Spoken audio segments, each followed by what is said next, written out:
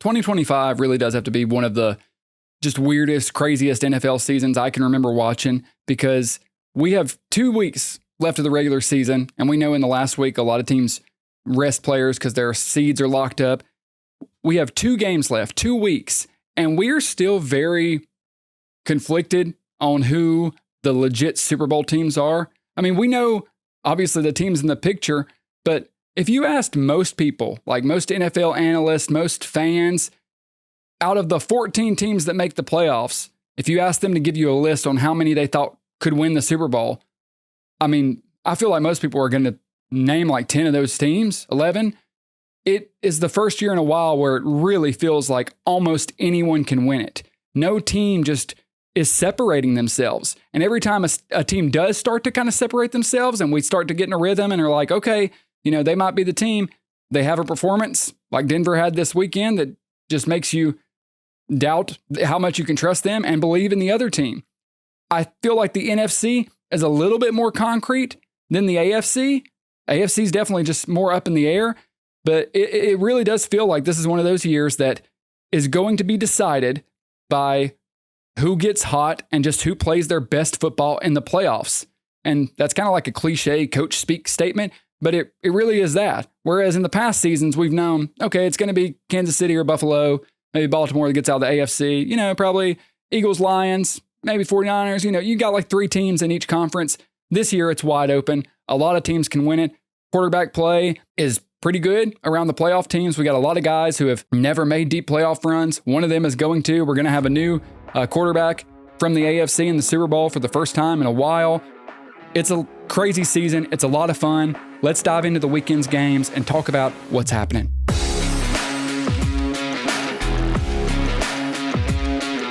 Probably the most shocking result of the weekend was the Jacksonville Jaguars just kind of stomping the Broncos in Denver to announce themselves as a real Super Bowl threat. We've all seen the Jaguars getting better. We've all noticed how Lawrence has been performing the past few weeks, but I don't think anyone really had it on their radar that they could make a run until this game. I don't think everybody would have been shocked if Jacksonville won this game. We could see a scenario where that happens, especially as good as Denver's been. They've been on like the 11, 12-game win streak or whatever it was. I mean, they haven't lost like since week 3. So it's not going to surprise you if a team slips up and loses against another, playoff team. But in the way that Denver lost is what was shocking. I don't think it's a huge indictment on Denver. I think they're going to be fine. I think they're still a very strong contender, especially with that defense. Bo Nix just continues to play better, really. The story is the Jacksonville Jaguars and how they've just continued to put the season together. And they're doing that thing that, frankly, you see a lot of championship teams do, where they just get better week after week. They just start to improve and they start to believe and play with a different sort of ferocity that you don't usually expect from that team. And they all believe in that building. And now the rest of the world is seeing that they're a threat you can't take lightly. Liam Cohen has unlocked Trevor Lawrence in the way we've all been waiting for.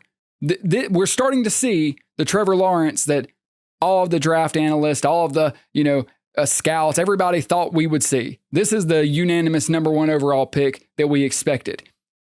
Obviously, the rookie season was a disaster with Urban Meyer. We can put that behind him. You can't blame any of that on him.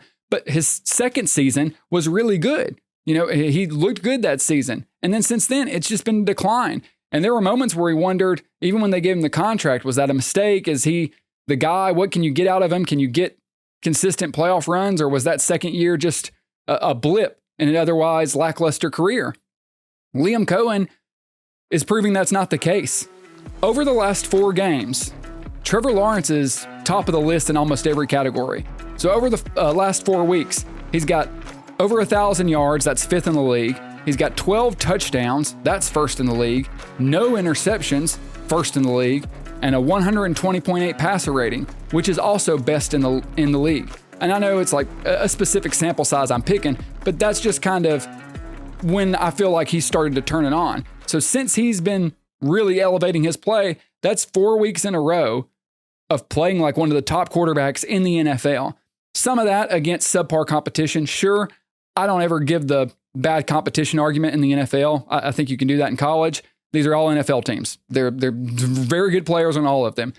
But to go and do it against Denver in this game and have this kind of performance and just lead the team to a relatively comfortable victory. I mean, obviously it was tight for a while, but once it got into the fourth quarter, it felt like the Jaguars were going to hang on and just beat Denver. That's what it felt like, and that's what they did.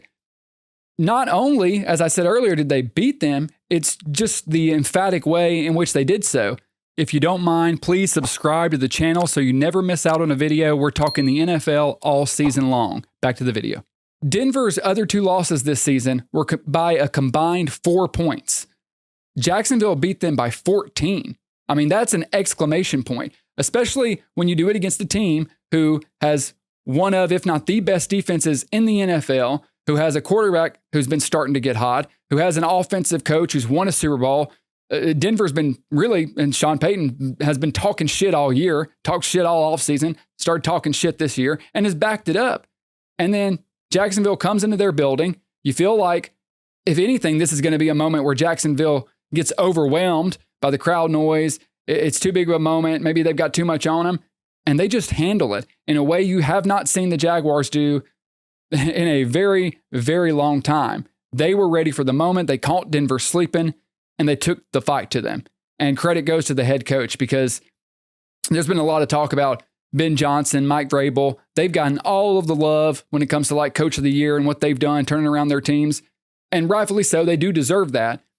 But we're, up till this point, we've really been sleeping on Liam Cohen. We've acknowledged that he's done a good job, but how good of a job hasn't really been clear to us until this week, because it's, like I said, an emphatic performance. It really, I'm not trying to overstate it, it might be the most impressive performance I've seen this year from any team. Part of that is due to the, low expectations you have for the Jaguars. Even though they're a playoff team, even though they're a threat, you just don't expect them to go into Mile High against this defense, against the, probable number one seed in the AFC, and win like that. And, put their foot down and say, we came to play too. This is our season. We're here. And Trevor Lawrence is a great quarterback, and he's as good as any of you guys, as good as any quarterback in the league. Statistically, over the past few weeks, you can't argue with that. They are starting to believe. The team is. They're starting to get hot at the right time. The question kind of is, will Trevor Lawrence continue to sustain this level of play? Now, I don't think it's entirely on him. Obviously, bringing in Jacoby Myers has been huge. That's elevated them. The run game's been solid. Liam Cohen's committed to it. ETN's getting plenty of touches. Cohen just has a smart game plan, a smart scheme. You can see why he had the success with Baker Mayfield. He's a very good head football coach. And we're a long way away from that press conference when he was hired with the awkward Duval thing, and we were all laughing at him. Now, we know better by now not to take press conferences too seriously. Dan Campbell taught us that. But I don't think any of us expected them to be this good and to ever all season have a performance like this. Because even when they beat the Chiefs earlier in the year, before the Chiefs fell apart and we found out what they were, that was kind of a fluky game where they needed a 99-yard interception return. This was not that. They went in there, they took over, and at this point, considering how wide open the year is, they're a Super Bowl threat, because it's not a small sample size. 4 weeks is enough. If they finish out the season strong, they're going to be as red hot as anybody. And do not doubt on this team, because I think they could go all the way, as most of the teams could. But this is a huge statement win from the Jaguars. Honestly, there were kind of a lot of meaningless games this weekend. A lot of Atlanta versus Arizona kind of thing. Even Buffalo versus Cleveland, although that became tied. There weren't a ton of big marquee matchups, but the ones we had delivered. And I want to go back to one of them. Happened earlier in the week, on Friday, earlier in the weekend, where Chicago defeated Green Bay in an absolute classic game. It was everything you love with football. If you had a friend or an alien land on this planet and make friends with you, and he wanted to know why you love football, you would show him that Chicago Green Bay game. In the elements, a team that's been bad for years, with a position to get the 1 or 2 seed against their arch rival. The snow's falling. It's cold. It was everything we love about football, especially the way it ended. And I kind of owe an apology to Caleb Williams. Let me start with Caleb Williams. I've been really up and down with him. Mostly down, if I'm being honest. I was one of the more harsher ones when I was doing draft analysis, because I thought he was, an off-schedule playmaker, and I didn't know how well he could play within the pocket. That's clearly been a thing. After this game, though, just being honest, it's kind of hard not to be convinced. We knew he had a big arm, like a really big arm, but in that weather and in that game, it was just jumping off the screen. He is cutting that ball through the wind, 45, 50 yards like that. He's got a cannon.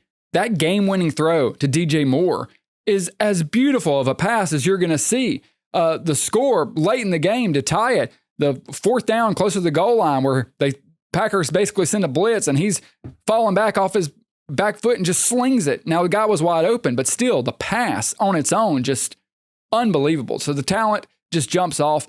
The problem that he's had has been within the pocket and the accuracy there. He still has that. There's no doubt that he still has the accuracy issues when he's playing from within the pocket, and it can really be frustrating sometimes. Like if you're a Bears fan, I'm not, but you can see with Ben Johnson, you can just feel it that sometimes it's aggravating because he just won't read it and cut it loose in the pocket. He'll be a little indecisive. He wants to escape and make a play on the run. When those opportunities present itself, he's great at doing that, no doubt. But in this game, late, when they needed it, he made the plays from the pocket, and that was just a big step up. I think this was a stepping stone for Caleb Williams. You've seen all year with Ben Johnson, he just continues to get better and better. Ben Johnson, as everyone expected, is an incredible head coach. A lot of people expected him to turn the Bears around, to have a far superior season than they did last year. I don't think even Bears fans expected this kind of season. The expectation probably, if we're just being honest, was rehabilitate's the wrong word, but can you just come in, establish a culture, and define that Caleb Williams is the guy? Can you give this team enough so we feel comfortable that we at least drafted the right quarterback and we've got a foundation for the future? That was probably what Chicago Bears fans really wanted and hoped for and expected from the season. Now, I'm going to be kind of surprised if they don't win a playoff game. They're going to be more than likely the 2 seed. They're hosting a playoff game. They're one of the better teams in the NFC, and we're past the point of it being a fluke. Like, they're beating good football teams. Because we said that earlier in the year, a couple weeks ago, I said they've had a really easy schedule, but it's about to get really tough. Let's see what they do with these games coming up. And they just keep delivering. They beat Philly. They've beaten Green Bay. It's incredibly impressive. And that was a game Green Bay really needed to have. Now, Green Bay did kind of blow it at the end, for sure, letting Chicago get the onside kick and come back in the game.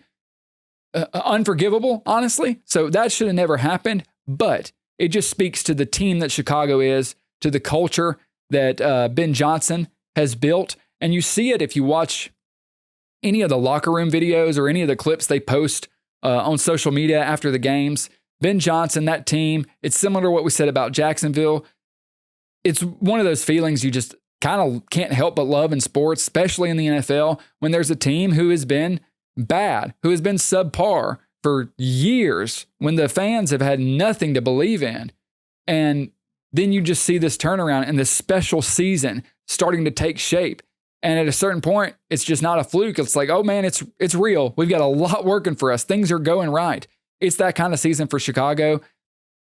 I don't think they can win the Super Bowl just because I think the Rams are superior, especially coach quarterback. I think Seattle is superior. I don't know if the experience is there. It's rare you're going to see a first-year head coach and second-year quarterback go and win the Super Bowl. Not saying they couldn't make it, but actually taking home the trophy, I think that's a stretch. However, could they win 1-2 playoff games? Sure. If we look up and they're playing in the NFC Championship game, would you be surprised? Because I wouldn't. At this point, you couldn't be. You'd be like, okay, here we go. Let's see if they can make something happen. Sky's the limit, really, for them. And it's just an incredible season that Bears fans probably couldn't have dreamed of. You've got the quarterback, you've got the coach. So even if this fizzles out, even if you lose in the first round in a disappointing playoff performance, I know in the moment it will sting, but you've got a 10-year runway of good things coming your way, assuming these two can stay together, because you assume they're only going to get better. incredible season from Chicago. I can't imagine what it feels like to have this turnaround right now. They've got to be loving it. And you just don't want to play them because they're physical. They run the football. Ben Johnson doesn't care what it looks like. He doesn't care how ugly it is. He's just going to do what he has to do to beat you. Those are my favorite coaches. He doesn't care I don't care if you like it. I don't care if it's boring. I don't care if you fall asleep. We'll punch you in the mouth. We'll be more physical and we'll win the football game. You love to see that. And that's a coach and a culture that organization has desperately needed. Okay, again, I'm going to travel back a little bit because the Sunday slate was, subpar. I want to go to Thursday where Seattle beat the Rams in an instant classic to secure the division and possibly the 1 seed. The question we got to wrangle with, we talked about it last year, or we got to kind of address it. Can Seattle, with the Sam Darnold, win the Super Bowl? Because I've always taken the position, there's just no way I can see Sam Darnold hoisting the Lombardi. I cannot fathom it. I still believe that despite how different this year is and how it's just, you're not going to have these elite quarterbacks most of the way like we used to, or like we are used to. I feel like at some point your quarterback has to go out and win big games for you in adverse circumstances. And Sam Darnold has not been able to do that. Okay. With this, do we feel like maybe he's exercised the big game demons? It's not just beating the Rams, who have kind of been his Achilles heel, obviously, even going back to Minnesota, but it's the way the game played out. After Sam Darnold had the 2 interceptions, and the score's starting to get away, you're like, oh, well, typical Darnold game, kind of exactly what we expected. The Rams get after him, they fluster him, he starts making big mistakes, and the game goes away from him. And that's exactly the script this game was taken. It's what a lot of us, myself, expected to happen. And same story we've read 1,000 times. And then the punt return from Rashid Shaheed. Punt return for the touchdown. There's only like 8 minutes left in the football game. That completely flipped the momentum. It righted the ship. And something about that, it's like it made Sam Darnold calm down because he was starting to get, the happy feet, starting to hold on to the ball, force some things. The interceptions, the mistakes were piling up. It was just completely getting away from him. And Rashid Shaheed just gave him a lifeline. Said, hey, here's a chance. Just grab that. You're not out of it. You won't drown. We might not win, but we can, fight our way out of this. And I feel like, honestly, that punt return did a lot for his psyche. And it just made him kind of believe, okay, hey, we're all right. And he just slowed down and played football. So you hope that maybe like that could be a catalyst moving forward to where when he has those issues, he doesn't completely spiral. I'm not going to kill the guy if he's in a tough playoff game with a really good defense and he makes a mistake and throws an interception. Okay, that happens. Holds onto the ball too long, takes a sack. Everybody's going to make mistakes. It's the NFL. These are hard games to win. I understand all of that. What is aggravating about Sam Darnold, and the reason I've just never believed in him as a top-end guy, like a guy that can carry you to the promised land, is because it's never just, I made a bad interception or 2 bad interceptions, but then played well the rest of the game. It's, I played really well, mistake, and then nosedive. Like, as soon as he starts to unravel, it just goes, and the team unravels with him. It's like he freaks out. This is the first time I've seen him completely bounce back from that. So, assuming that has fixed something in him, when he faces adversity in the playoffs, can he just slow down and go back on track? And can the team help him? Because I really don't think that happens without the Rashid Shaheed punt return. I don't think Sam Darnold just gets the ball back and drives downfield and scores a touchdown. Maybe I'm wrong, but I don't think that's the way the game was going. So credit to the team. Obviously, McDaniel has done an incredible job there. Seattle, a great football team, a great defense. JSN, one of the best receivers in the league. They're having an incredible season. And this was such a big win, too. Not just for the psyche of Sam Darnold, and honestly, probably for the psyche of Seattle fans, because if I'm talking about this, then Seattle fans know the issues and they feel them with Sam Darnold. So it's got to feel good for them to kind of take a breath and be like, okay, he can win a tough game when things aren't going his way. But take that away. This was such a huge game for the division and for the 1 seed. Obviously, we still got 2 weeks left, but right now, Seattle is just in control of the 1 seed. So the Rams, who have had such a great season, even in this game, Stafford throws for 450 yards and 3 touchdowns. because of this. Now that's the difference from having a bye week and then getting home field advantage through the playoffs to having to go to Philadelphia and face the Eagles in the wild card round. Now the Rams put up a really good fight against the Eagles, but they would much rather be sitting on the couch watching everybody else play and then go play in SoFi on divisional weekend. So this was a huge game, assuming things hold and Seattle secures the 1 seed. This was a big statement, and it's going to be an advantage for them in the playoffs to be playing at home and to have that bye. I still think the Rams are the best team in the NFC. I'm not going to get off of that. Stafford's the MVP, obviously. Let's not even argue about that. I believe they can do it. Even if the Rams have to go as the 5 seed and go to Philly, I believe in them. But, Seattle has put themselves in a very nice position, and wouldn't shock me if we end up with a rematch between these two teams down the line. For some reason, I doubt talking about the Carolina Panthers is going to do a lot of YouTube traffic, but I really haven't talked about them all year.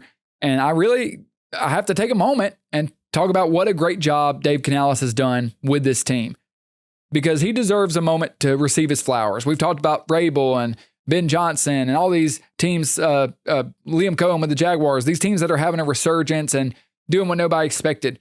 I know the Panthers aren't like a 12, 14 win team that's going into the playoffs as a, gladiator. I understand that. But they beat the Tampa Bay Bucks this weekend, 23-20. They took control of the NFC South. So right now they're in position for the 4 seed. I understand that the Bucks are unraveling and completely falling apart, but just put that aside for a second and let's look at the Panthers. Canales has them playing for something. He has them actually looking like a unified football team with Bryce Young, and Bryce Young's playing well. And even that on its own is a surprise, because with his stature and everything, I've never bought into him. They used to be a gimme, almost a bye week. You could be like, okay, we can kind of rest some guys and get by this week. And at this point, you just can't overlook the Carolina Panthers on your schedule. I'm not saying you're scared of them, obviously, but it's not a gimme game. You've got to take it seriously. You got to prepare. You got to be like, hey, they're coming in for a fight. This is, 8 wins, but this is the best season that they've had in 8 years. This is a disastrous franchise that has been in the gutter for almost a decade. Cam Newton, when he came in, they started with Cam Newton. They were great. But even the second half of Cam's career, they were not very good. They were hanging around this, 5 to 7, 8 wins occasionally. And this year to have 8 wins, have a chance to get 9, make the playoffs. It's impressive that Dave Canales was able to do it, especially regarding the owner. It's easy to forget about now, but remember David Tepper throwing, drinks on fans and completely controlling everything and micromanaging? I don't know if he's taken a step back and allowed Canales to run things, or Canales is just able to manage it. I don't know, but he's in a good position. I think he's a good football coach. I don't know if he's not on the level of some of these guys. I don't think he's like Liam Cohen or Mike Vrabel or anything, but the fact that he's got the Panthers in this position is very impressive. And don't take me wrong, they're not an amazing football team by any means. They've lost to the Saints twice. They lost to the Jags, Cardinals, Bills, 49ers. So they're not special, but they also beat the Rams and they beat Green Bay. I know Rams game, okay, a little fluky. Stafford threw some interceptions, but hey, they beat the Rams when the Rams were on a roll.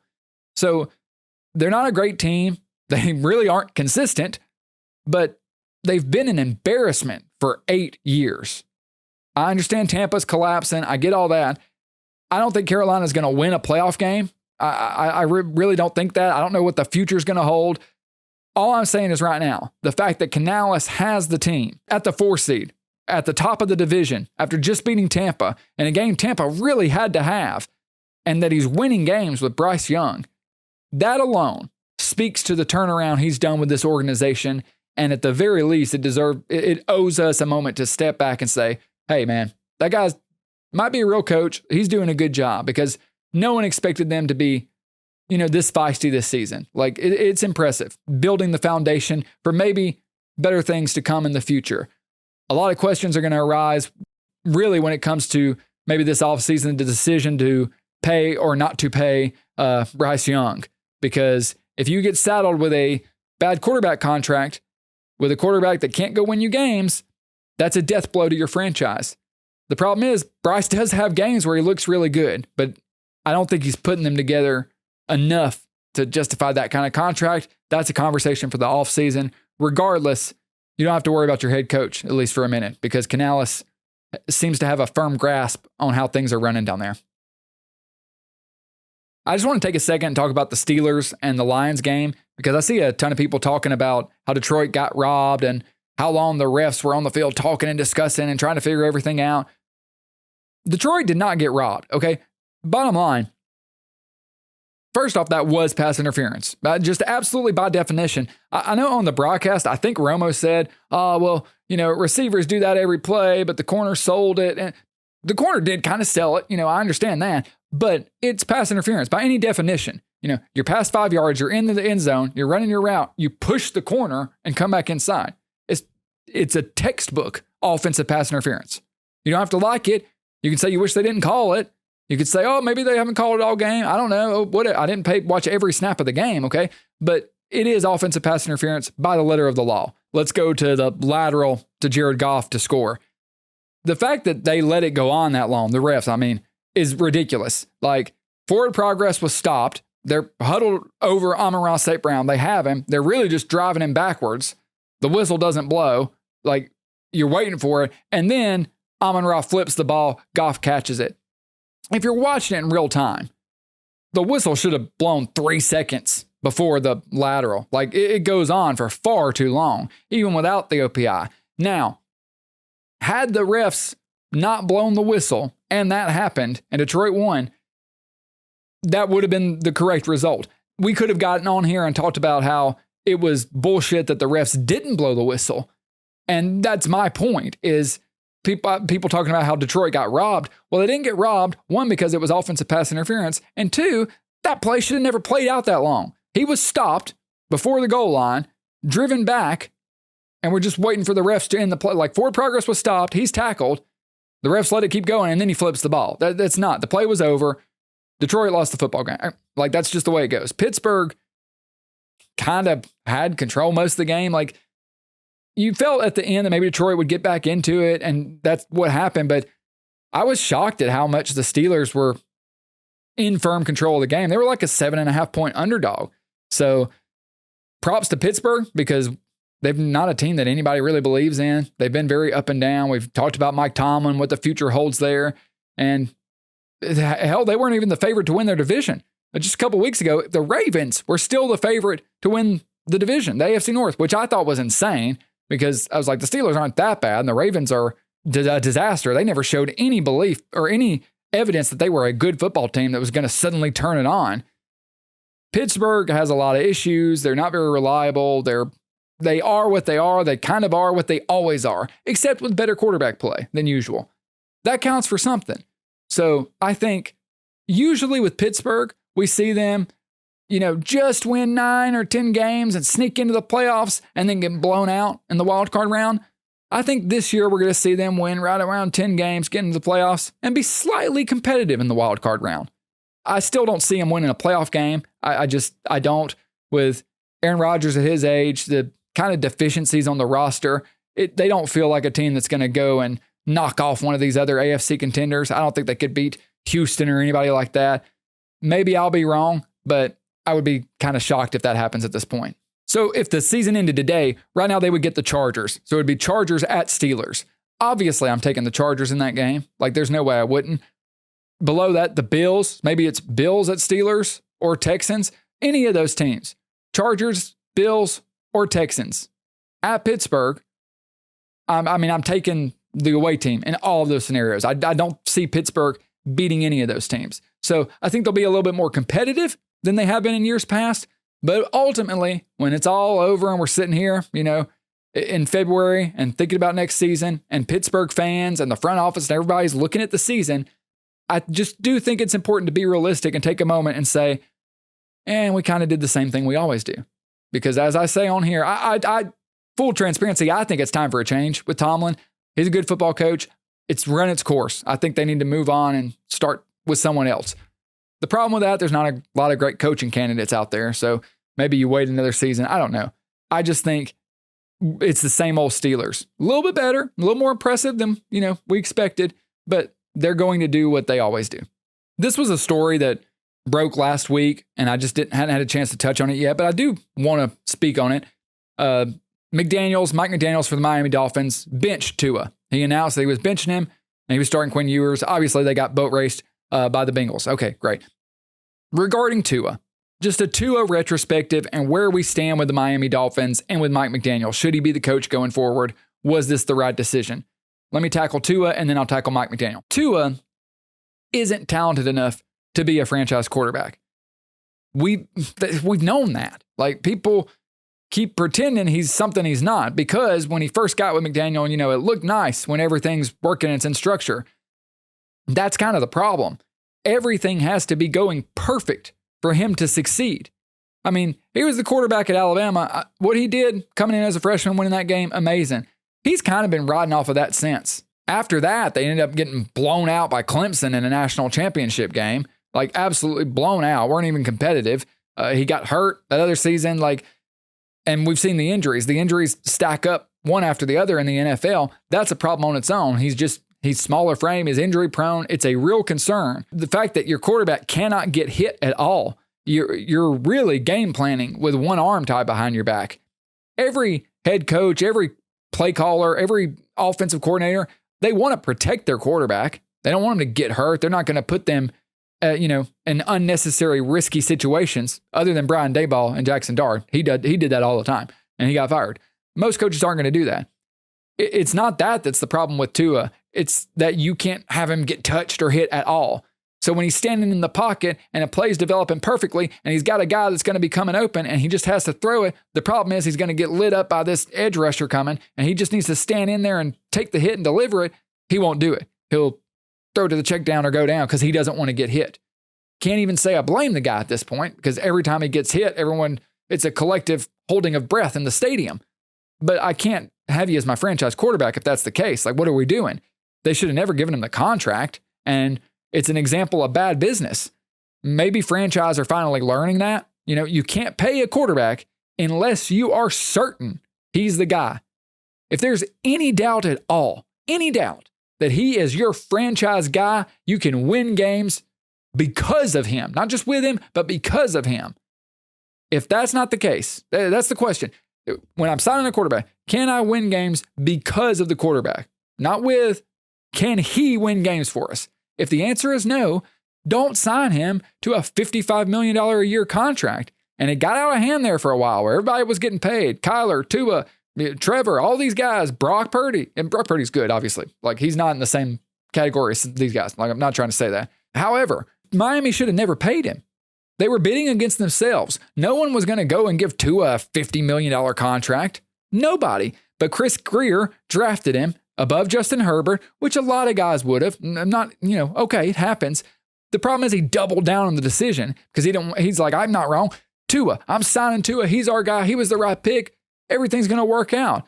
And that was really the decision that set this franchise back, that kind of killed him. No other franchise would have given him this much money, even at the time. And it just got worse after that. Tua looked good to start with because Mike McDaniel schemed everything perfectly for him. And you had the elite speed with Hill and with Waddle. So he just had to get the ball out. And Tua is accurate, so particularly on intermediate stuff. So he just had to get the ball out and the guys would make plays. And with all those, motions, quick motions, full speed motions, it caught everybody off guard. Once the league kind of, adapted to it and saw, but Tua's got all these other limitations. That was it, and they looked terrible ever since then. What happens to Tua after this? I think that's it. Who would want you? Who would even want him as their backup? The whole point of a backup is if my starter gets hurt, can you come in, run the offense, and win me half of the games you have to play, ideally?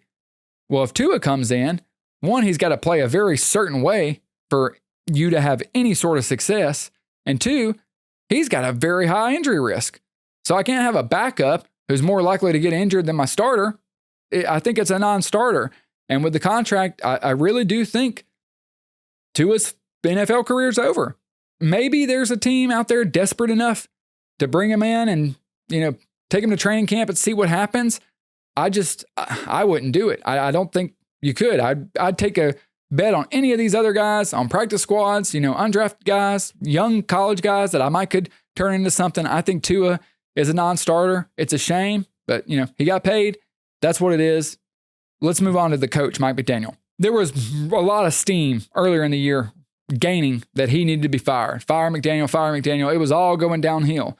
Then Miami made the decision to get rid of the GM, Chris Grier, which was the right decision because Chris Grier was a disaster, okay? I think I would keep McDaniel because he's proven that he's a really good, smart offensive mind, all right? The problem I've had with him in the past has been that people talking about being late for team meetings. It seems like no one kind of respected him in the organization. There's been a lot of stuff, but the more Tua's gone to the podium, the more Tua's talked, seems like he might be a lot of that problem. So, that's something that I don't really quite have fully worked out yet. I don't know if it's all McDaniel, if it's Tua, if it was Grier, because once they fired Grier, they started winning football games. And it did look like a different football team there for a minute, which I think is a perfect example that the GM was meddling in football affairs. And that's just the truth of the Dolphins and Mike McDaniel. He's been handicapped by all of Chris Grier's mistakes. They've been better since he left. Not only has he been handicapped by Grier, he was handicapped by Tua. He's having to, do all of this, like I said, with a hand tied behind his back. He can't run a proper offense because he is so limited by his quarterback. He has to do things a very specific way and hope the quarterback executes it because otherwise they're just going to get destroyed. When he's able to be free, I think you see the creativity. The other part of it is even if you said, okay, but besides all that, I don't love all of the guys being late, the disrespect. It seems like maybe he's just not a head coach. Okay, I could probably, I'm not sure on that point yet, but let's say I want to go with you. I don't think there's any great coaches on the market right now. If you fire Mike McDaniel, who are you going to get? Like, who is the hot coordinator you're going to go and hire? Because last year they existed. You had the Ben Johnson, Liam Cohen. There's just really none of those guys this year. And a lot of the top names I see are like college guys like Marcus Freeman. I wouldn't bring Marcus Freeman in over Mike McDaniel, a guy who's never coached in the NFL. If anything, I just think the wise decision is, bring in a GM, let McDaniel run at least another year. I'm not saying you tell him, hey, one more year, but just keep McDaniel and see how next season goes. Because if it starts to fall apart, you're going to have to deal with the quarterback situation. It's not like your circumstance is going to be ideal regardless. Let him run it 1 year without Tua, see how you can manage things. And then if you want to move on from him, okay, after next season, after 2026, there's probably going to be a better talent pool of head coaches, of head coaching candidates to pick from. I think that's the wise move for Miami. They made the right decision. McDaniel made the right decision. Moving on from Tua, it's time. You just have to acknowledge it. I think Miami should stick with the coach for at least another year and see what he can get out of it because you can't overstate how limited he's been because of the quarterback play he got. All right, only 2 more weeks left in the season. As quick as it got here, it is almost gone. The only good news of that is then we get the playoffs, and this season is bound to deliver some of the craziest playoff games we've ever seen. We're going to have a crazy surprise Super Bowl matchup. We're probably going to have quarterbacks in the Super Bowl, in the conference championship games we never expected. The Super Bowl, the Lombardi is up for grabs, and it is anybody's to win. Truly anybody's at this point. One of the most exciting playoff seasons we're going to ever see. I truly believe that. I'll be here talking about it. Thank you for being with me. If you don't mind, subscribe to the channel, like the video, tell everyone about it. We're bluffing our way through the NFL season. Be safe. See you next week. Goodbye.